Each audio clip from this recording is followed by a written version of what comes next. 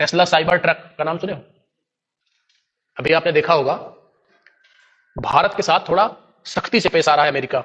देखा है आपने? एक साल पहले एक घटना घटी। टेस्ला के जो चेयरमैन है कौन, एलॉन मस्क, भारत की यात्रा पर आने वाले थे। पूरी तैयारियां हो गई थी और उन्होंने 24 आवर्स पहले अपनी यात्रा कैंसिल कर दी।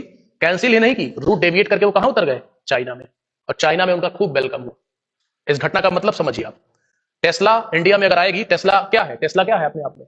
एक ईवी है, इलेक्ट्रिकल व्हीकल है। टेस्ला के जो इलेक्ट्रिकल व्हीकल है बड़ी महंगी होंगी, 1-1.5 करोड़ के होंगे। और इंडिया में अभी आपने देखा महिंद्रा और टाटा ने अपनी ईवी लॉन्च की। उनका दाम क्या है? 10 लाख, 20 लाख, 15 लाख। तो अगर टेस्ला यहां आएगी तो भारत की सरकार से कुछ ना कुछ क्या चाहिएगी कि भारत की सरकार हमारे लिए कुछ टैरिफ में छूट दे, टैक्स में छूट दे।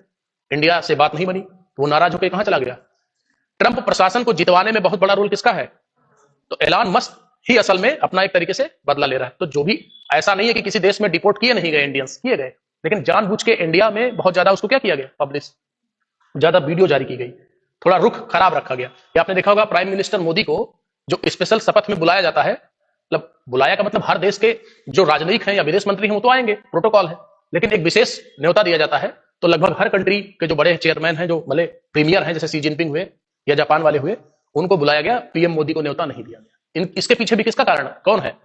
साइबर ट्रक या टेस्ला। आप समझ रहे हैं? तो टेस्ला इंडिया में आएगी तो क्या होगा? ईवी। अब आप ध्यान दीजिए, ईवी के सेक्टर में चाइना लगातार बूम कर रहा है। इसी से तो इसकी कार्बन क्रेडिट इतनी ज्यादा है। सोलर में आप देखेंगे बहुत आगे। सेमीकंडक्टर में चाइना क्या है? बहुत आगे। जैसे सेमीकंडक्टर पहले केवल अमेरिका के पास था, अब इसमें लीड कौन कर रहा है? मोबाइल प्रोडक्शन में लीड कौन कर रहा है? तो जो कंट्री ज्यादा लीड कर रही है, साथ में सोलर जैसे चीजों को प्रमोट करेगी, तो उसका कार्बन क्रेडिट क्या होगा दुनिया में? तो 73% है। तो अगर पूछा जाए कि चीन की इतनी कार्बन क्रेडिट क्यों है, तो ईवी में सबसे आगे कौन है? चाइना है। जर्मनी में आपको याद होगा, जर्मनी की शायद BMW जर्मनी की कंपनी है, ये लोग अपना ईवी बना रहे थे।